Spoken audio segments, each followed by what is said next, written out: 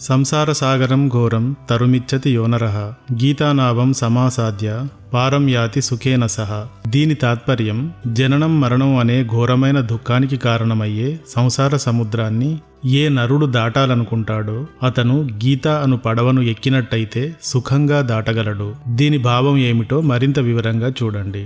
సముద్రం కల్లోలంగా కనుచూపుకు అందనంత వెడల్పుగా దిగిపోలేనంత లోతుగా ఉంటుంది. ఇంత భయంకరమైన సముద్రాన్ని ఒక్క పడవ వేసుకుని రైమని దాటేయవచ్చు. ఇక్కడ సముద్రం ఎంతటి భయంకరమైనదో సంసారం కూడా అంతే భయంకరం. తల్లి మరణం, తండ్రి మరణం, సోదర సోదరీమణుల మరణం, పిల్లల కష్టాలు, తన వయస్సు తరిగిపోవటం, ముసలితనం, చావు భయపెట్టటం, బతుకు తెరువుకు చేసే పోరాటం, సమాజంలో స్థాయి కోసం చేసే పోరాటం, అబ్బో ఎన్నెన్నో.